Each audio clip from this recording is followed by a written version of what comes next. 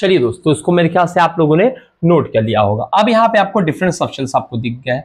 तो अब अगर मैं इनकी एनर्जी की वैल्यू की बात कर लूँ, अगर मैं एनर्जी की बात कर लूँ, तो अगर एनर्जी की बात करते हैं तो एनर्जी का जो ऑर्डर होता है, एनर्जी का जो ऑर्डर होने वाला है, that is going to be f की एनर्जी सबसे ज्यादा, then is going to be d, then it's going to be p, and उसके बाद ये एस वाला। तो ये तो इनकी एनर्जी का ऑर्डर हो गया। अब इसके बाद जो अगली चीज आप लोग को देखनी है वो ये देखनी है कि नंबर ऑफ ऑर्बिटल्स, मतलब एक अगर ये तो सब शेल निकला तो सब शेल के अंदर हमें ऑर्बिटल का भी पता लगाना होगा। तो यानी कि number of orbitals in a sub shell, यानी एक सब शेल में नंबर ऑफ ऑर्बिटल्स कितने होंगे, तो इसका पता लगता है बाबू 2l + 1। ठीक है, अगर l की वैल्यू 0 रखते हैं तो नंबर ऑफ ऑर्बिटल देखिए यहां से कितना निकल के आता है, यहां पे हम 0 रखते हैं तो ऑर्बिटल्स आता है 1। l की वैल्यू अगर हम 1 रखते हैं, यहाँ पर 1 रखते हैं, 2 1 जा 2 + 1 3, यानी कि ऑर्बिटल आता है 3। l की वैल्यू हम 2 रखते हैं, या 2 2 4 1 5, तो ऑर्बिटल्स आते हैं 5। l की वैल्यू अगर हम 3 रखते हैं तो ऑर्बिटल्स आते हैं 7। क्लियर है दोस्त। इसके बाद अगर हमें पता लगाना है number of electrons in orbitals, अगर ऑर्बिटल्स पे इलेक्ट्रॉन कितने हैं इसका पता लगाना है, तो उसके लिए हमें क्या करना होगा, हमें 2 × 2l + 1 करना पड़ेगा, यानी इसी वैल्यू को जस्ट 2 से मल्टीप्लाई। तो देखिए दोस्त, इस वैल्यू को हम यहाँ निकाल चुके हैं, पहले केस में 1 आता है, तो अगर हम पहले केस में l = 0 के लिए रखें तो यहाँ से हमें 2l + 1 की वैल्यू 1 मिल रही है, यहाँ रखते हैं तो हमें टोटल इलेक्ट्रॉन की संख्या मिलेगी 2। l = 1 के लिए वैल्यू आई है 3, यहाँ 3 2 जा 6। l अगर हम 2 रखते हैं, यहाँ वैल्यू आई है इसकी 5, यहाँ 5 पुट करेंगे, 5 2 जा हो जाएगा 10, यहाँ पर 2l + 1 की वैल्यू आई है 7, यहाँ पुट करेंगे 7 2 जा हो जाएगा 14, यानी l = 3 के लिए इलेक्ट्रॉन की संख्या हो जाएगी 14। क्लियर है दोस्त, नोट कर लीजिए इसको आप लोग।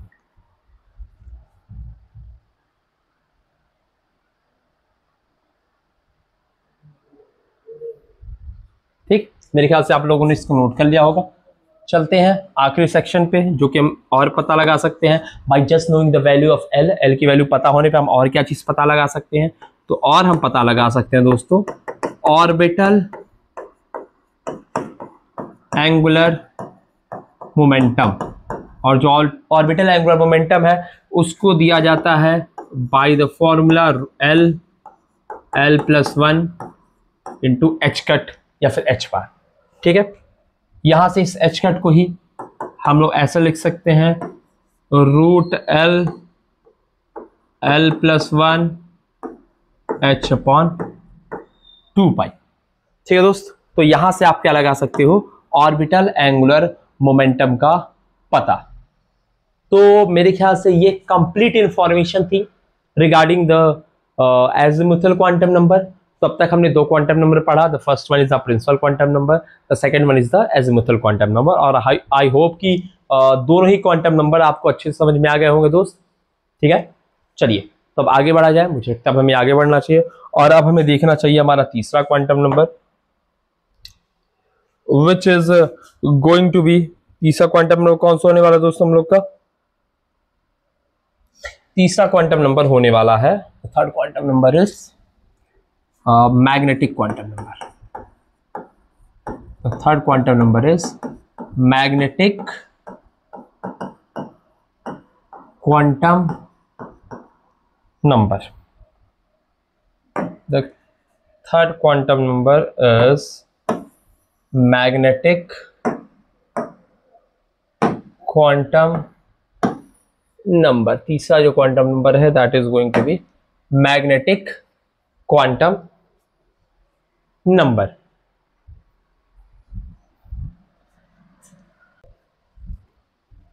हाँ दोस्तों, तो ये मैग्नेटिक क्वांटम नंबर, चलिए हम लोग शुरू करते हैं। तो अगर आप मैग्नेटिक क्वांटम नंबर की हम बात करें तो मैग्नेटिक क्वांटम नंबर को किस तरीके से समझना है, थोड़ा उसके ऊपर फोकस करते हैं। तो लेट्स से दिस बी, ये क्या है, ये है हमारा शेल है। तो शेल के अंदर जो इलेक्ट्रॉन होगा इलेक्ट्रॉन होगा, इलेक्ट्रॉन तो मोशन कर रहा होगा, इलेक्ट्रॉन को मोशन कर रहा होगा।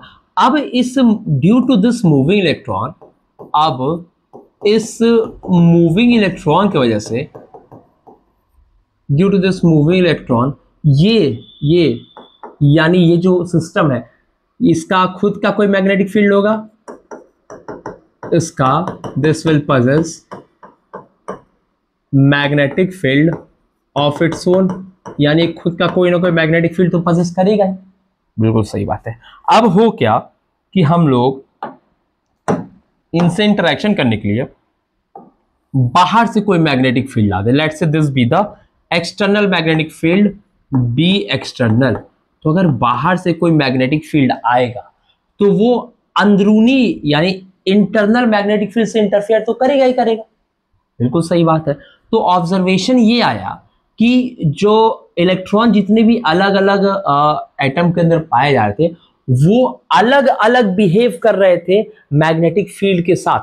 और क्यों अलग अलग बिहेव कर रहे थे? कारण ये था कि सारे इलेक्ट्रॉन्स जो थे वो एक तरह तो ओरिएंटेड थे नहीं। लेट्स से अगर हम पी ऑर्बिटल की बात करें तो P X, P Y, P Z तीन एक्सिस होती हैं, यानी तीन ओरिएंटेशन पॉसिबल होती है, P X, P Y, P Z.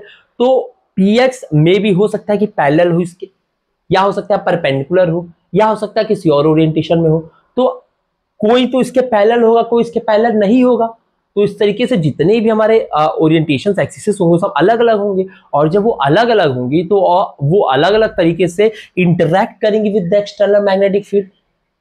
Clear हो रही है मेरी बात कि वो एक्सटर्नल मैग्नेटिक फील्ड से अलग अलग तरीके से इंटरैक्ट करेंगी, और जब वो अलग अलग तरीके से इंटरैक्ट करेंगी with the external magnetic field तो स्प्लिटिंग पैटर्न में बदलाव आने वाला है। स्प्लिटिंग पैटर्न में क्या आएगा? बदलाव आने वाला। इस चीज को अब मैं आपको और अच्छे से समझाता हूं। जैसे कि पहले लेट्स से अगर ये दो एनर्जी लेवल थे, लेट्स से ये दो एनर्जी लेवल थे, और जब एक्सटर्नल मैग्नेटिक फील्ड एब्सेंट था तो उस समय हमें सिर्फ इस तरीके का ही पैटर्न देखने को मिलता। लेकिन जैसे ही मैग्नेटिक फील्ड आया तुरंत ही क्या हुआ? तुरंत ही ये हिस्सा स्प्लिट कर गया। ये हिस्सा क्या किया? स्प्लिट कर गया। और जब ये स्प्लिट किया हिस्सा तो कई सारे सब एनर्जी लेवल्स का फॉर्मेशन हो गया। क्यों हो गया?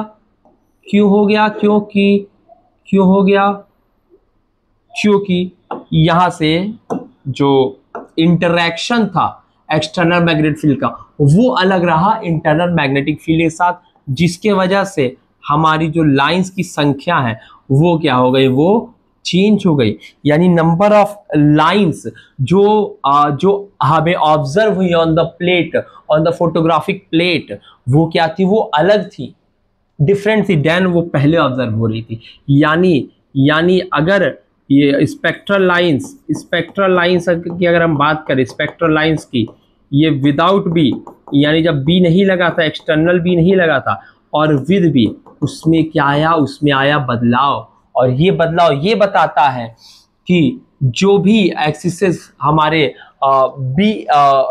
Magnetic field, external magnetic field के या तो साथ अलाइन हुई हो या तो उनसे अपोजिट अलाइन हुई है, जिसकी वजह से उनके बीच में स्प्लिटिंग हो गई है।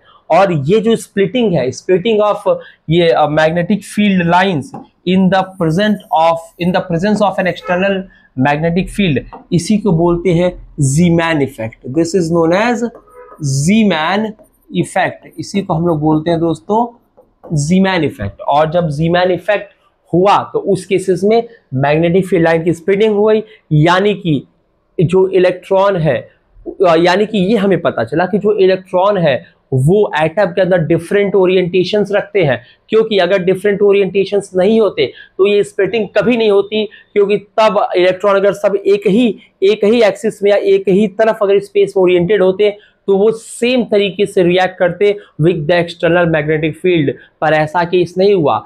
हर इलेक्ट्रॉन अलग अलग तरीके से इंटरैक्ट किया with this external magnetic field, जिसके वजह से हमें ये स्प्लिटिंग पैटर्न देखने को मिला है। तो यहां से हमें ये पता चलता है कि जो इलेक्ट्रॉन्स हैं वो डिफरेंट ओरिएंटेशंस रखते हैं इन द स्पेस। यानी मैग्नेटिक क्वांटम नंबर हमें बताता है about orientation orientation in space, यानी इलेक्ट्रॉन का ओरिएंटेशन क्या है स्पेस में, इसके बारे में हमें बताता है कौन, हमें बताता है इसके बारे में मैग्नेटिक क्वांटम नंबर, इसके बारे में बताता है मैग्नेटिक क्वांटम नंबर। ठीक है दोस्त, यहां तक चलिए, इसके आगे बढ़ते हैं।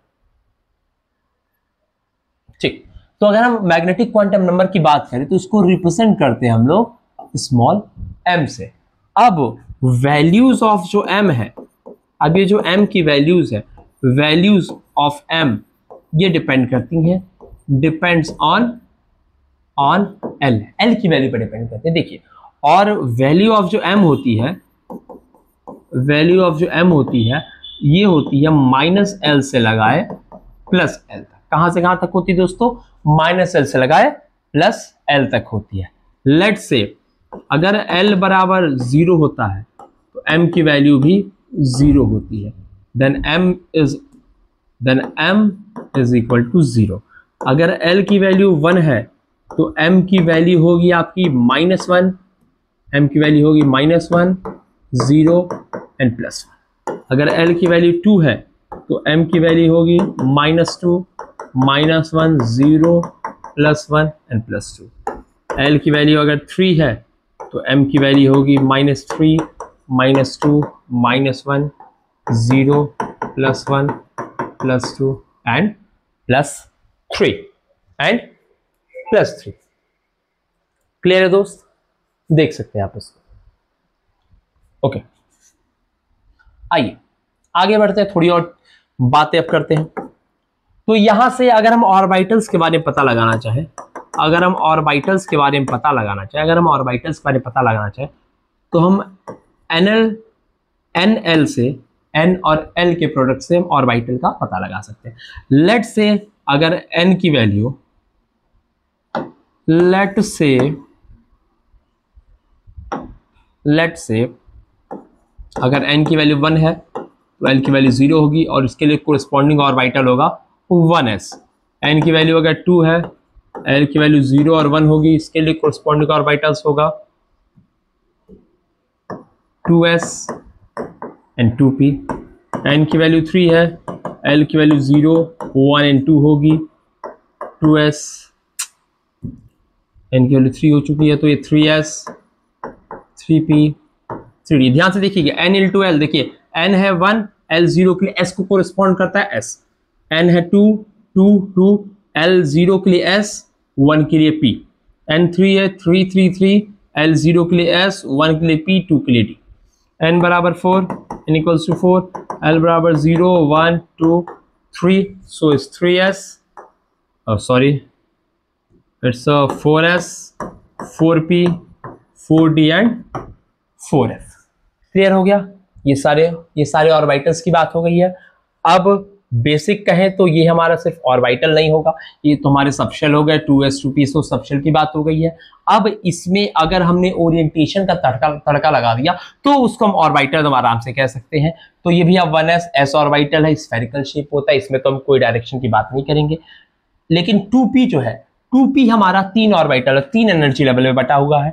आइए इसकी अगर 2p की बात करें तो 2p हमारा टूटेगा, 2p हमारा रहेगा 2px, 2py एंड 2pz के फॉर्म में। जो हमारा 3d है, 3d को आइए अब 3d को तोड़ते हैं, तो 3d हमारा टूटेगा 3dxy, 3dyz, 3dzx, 3dx square minus y square and the last one is 3dz square। ठीक है दोस्त, तो ये हमारे सारे ऑर्बिटल्स रहे, ये हमारे सारे ऑर्बिटल्स से। ऑर्बिटल्स तो और भी नीचे लिस्ट जा सकती है, लंबी लिस्ट जा सकती है, पर हम फिलहाल यहीं तक बता रहे हैं। आगे लिस्ट और भी लंबी जा सकती है, वो आपके ऊपर है, होमवर्क है, आप जरूर से इस चीज़ों को भी सॉल्व करें इसके आगे। चलिए दोस्त, मेरे ख्याल से यहाँ तक आपको चीज़ें प्रॉपरली समझ में आ गई हो। तो आइए मैं आपको हर एक ऑर्बिटल की स्प्लिटिंग को थोड़ा समझा देता हूँ। लेट से अगर हम s और s की बात करें, अगर हम बात करें l बराबर 0 के लिए, तो m की वैल्यू आएगी 0, यानी m की कोई स्प्लिटिंग नहीं है। तो मतलब अगर हम एनर्जी पैटर्न बताएं, अगर हम एनर्जी आपको दिखाएं, तो लेट्स से L बराबर 0 है, ये let's say this is L बराबर 0। तो आफ्टर स्प्लिटिंग यानी after interaction with the external magnetic field कोई बदलाव नहीं होने वाला है, कोई बदलाव नहीं होने वाला है दोस्तों, ठीक है।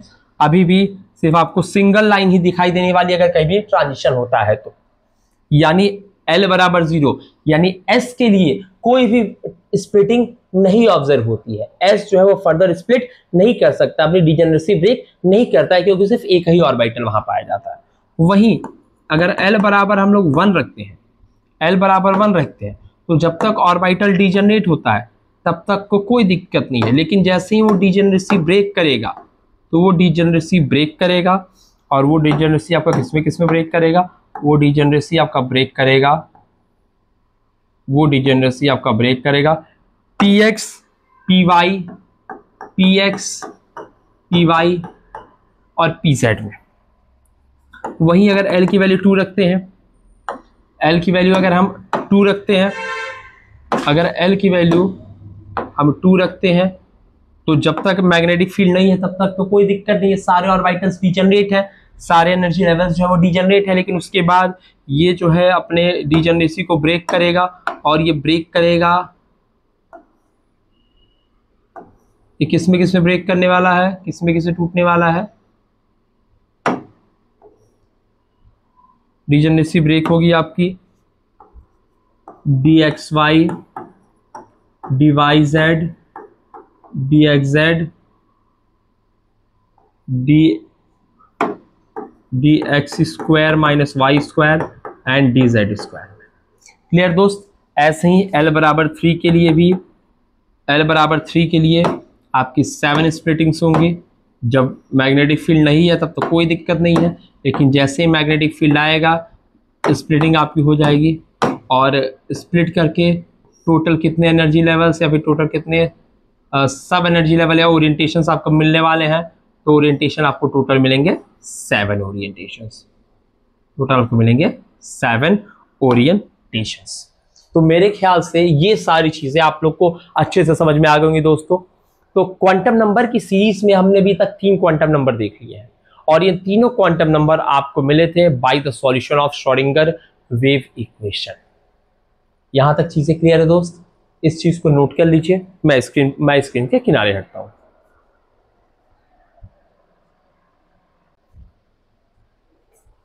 चलिए दोस्तों, मेरे ख्याल से आप लोगों ने ये पूरा कर लिया है। तो अब इसके बाद हम लोग चलते हैं सबसे आखिरी, चौथे और आखिरी क्वांटम नंबर की ओर, that is the spin quantum number. तो आइए दोस्त, हम लोग अब बात करते हैं स्पिन क्वांटम नंबर के बारे में। ये भी काफी इंटरेस्टिंग सा टॉपिक है स्पिन क्वांटम नंबर। छोटा सा टॉपिक है, जल्दी खत्म हो जाएगा। स्पिन क्वांटम नंबर के बारे में हम लोग थोड़ी सी बात करते हैं। तो ऑटो एंड स्मिथ करके 2 साइंटिस्ट हैं, ठीक है, ऑटो एंड स्मिथ। तो इन्होंने क्या किया, इन्होंने न्यूट्रल सिल्वर एटम को वेपराइज किया, यानी कि इन्होंने न्यूट्रल सिल्वर एटम का बीम लिया, यानी वेपराइज सिल्वर एटम हो उसका बीम लिया और उसको पास कराया through a specially design magnet. ठीक है, let's say this B the poles of magnet, ये मैग्नेट के पोल्स है, और इसमें से इन्होंने, ऑटो एंड स्मिथ ने पास किया सिल्वर को। और ये कैसा सिल्वर है, ये आपका है वेपराइज्ड है, ये आपका वेपराइज सिल्वर है, वेपराइज्ड है मतलब न्यूट्रल सिल्वर एटम है पर उसको वेपराइज कर दिया। कौन सा एटम है, this is silver atoms, silver atoms, ठीक है, इसको वेपराइज कर दिया गया और ये उसकी बीम को इस मैग्नेटिक फील्ड से, ये आप पर है मैग्नेटिक फील्ड से इसको पास करते हैं। ठीक है, जब ये इसको पास करते हैं तो उन्होंने ये ऑब्जर्व किया कि ये जो बीम है, ये बीम जो है ये 2 पार्ट में बढ़ जा रही है। कुछ बीम एक तरफ डिफ्लेक्ट हो रही है और वहीं हाफ ऑफ द बीम जो है वो दूसरी तरफ डिफ्लेक्ट हो रही है। तो उन्होंने देखा कि जो ये एक बीम जो हम एक सिल्वर एटम की जो हम बीम ला रहे थे, वो जैसे मैग्नेटिक फील्ड के अंदर आ रही है, जैसे ही वो मैग्नेटिक फील्ड के अंदर आ रही है, वो क्या, वो आधे आधे दो अलग अलग हिस्सों में बट जा रहे हैं। वो आधे आधे दो अलग अलग हिस्सों में बट जा रहे हैं और मैग्नेटिक फील्ड के अलग अलग डायरेक्शन में चले जा रहे हैं। तो अब ऐसा क्यों हो रहा होगा? तो ऐसा क्यों हो रहा होगा, इसके बारे में इन्होंने कहा कि देखिए, एक एटम के अंदर जो इलेक्ट्रॉन है वो उसकी अपनी खुद की भी तो स्पिन होगी, वो अपने एक्सिस पे स्पिन कर रहा होगा, तो मे बी वो क्लॉकवाइज स्पिन कर सकता है या मे बी वो एंटी क्लॉकवाइज स्पिन कर सकता है। वो दो तरीके से स्पिन कर सकता है। तो उन्होंने ये कहा कि जो हाफ ऑफ जो एटम है वो सब क्लॉकवाइज स्पिन कर रहे थे, इसीलिए वो इस एक्सटर्नल मैग्नेटिक फील्ड से अलग तरीके से बिहेव किए। वहीं जो बाकी बचे हाफ थे वो अलग तरीके से स्पिन कर रहे थे, इसीलिए आधे एटम तो इस तरफ मुड़ गए और आधे एटम जो है वो इस तरफ मुड़ गए। तो उन्होंने कहा कि जो एनर्जी है, जो ये स्पिन है, इसके दो वैल्यूज पॉसिबल हैं और वो दो वैल्यूज को उन्होंने कहा, वो दो वैल्यूज हो सकते हैं आपके प्लस हाफ एंड दूसरी वैल्यू हो सकती है माइनस हाफ। यानी इलेक्ट्रॉन के दो स्पिन पॉसिबल हो सकते हैं, एक स्पिन है plus half and the second spin is minus half. Clear दोस्तों? यही से हमें कॉन्सेप्ट पता चला about the spin quantum number, कि जो स्पिन क्वांटम नंबर की पॉसिबल वैल्यूज हो सकती है that can be either plus half और can be minus half. Clear है दोस्त? तो बस यही एक इकलौता ऐसा क्वांटम नंबर है जो दूसरे पे डिपेंड नहीं करता है। बाकी m जो है, बाकी n जो है वो, हाँ n भी इंडिपेंडेंट है, l जो है वो n पे डिपेंड करता है, l n पे डिपेंड करता है, m l पे डिपेंड करता है। ठीक है दोस्त? तो सब जो है एक दूसरे पे डिपेंड करते हैं, बस आपका स्पिन क्वांटम नंबर और प्रिंसिपल क्वांटम नंबर एक दूसरे पे डिपेंड नहीं करता है। क्लियर है दोस्त? क्लियर है दोस्त? मेरे ख्याल से स्पिन क्वांटम नंबर भी आपको समझ में आ गया होगा। तो क्वांटम नंबर को अब आपने मास्टर कर लिया है। मेरे ख्याल से अब आपको क्वांटम नंबर को लेके कोई भी दिक्कत नहीं होने वाली है। मैं एक शॉर्ट से समरी में सारी चीजों को समझा देना चाहता हूँ शॉर्ट में। देखिए दोस्त, n की वैल्यू क्या क्या हो सकती है? That can B 1 2 3 4 and so on. l की वैल्यू हो सकती है आपकी, ये आपकी हो सकती है 0 से लगाए n-1 तक। वहीं m की वैल्यू हो सकती है आपकी -l से +l तक। और जो s की वैल्यू होती है that can be plus half और कैन बी माइनस हाफ, या फिर हम इसको कहें can be either be plus and minus half. तो यही टोटल समरी है जो आपको पता होना चाहिए क्वांटम नंबर को मास्टर करने के लिए दोस्तों। तो आई होप आपको ये पूरा लेक्चर जो है वो अच्छे से समझ में आया होगा। तो हमारे होमवर्क सेक्शन में कुछ छोटे मोटे क्वेश्चंस होते हैं, इनको भी सॉल्व कर लेते हैं, देखते हैं यहाँ से हमें क्या फायदा मिलने वाला है।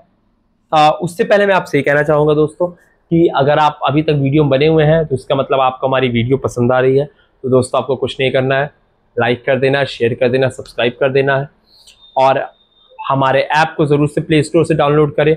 और वहाँ पे आपको और भी कई सारी चीज़ें मिलने वाली है, जैसे कि DPPs हो गया, टेस्ट सीरीज़ हो गया। तो आप वहाँ से जाके अपने एग्ज़ाम के प्रिपरेशन को एक्सेल करने के लिए आप वहाँ से जाके चीज़ों को आगे कंटिन्यू कर सकते हो। Thank you so much students. आइए अब जो है होमवर्क सेक्शन की ओर बढ़ते हैं, देखते हैं कि छोटे मोटे कौन से सवाल हमारे सामने आ रहे हैं।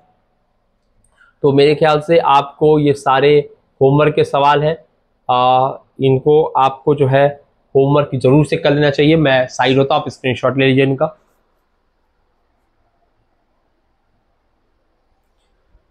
आई होप ये सारे क्वेश्चन आप लोग कर लोगे।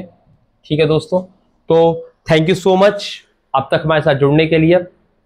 टी विद केमिस्ट्री को फॉलो करें और ऐसे प्यार बरसाते रहें। Thank you.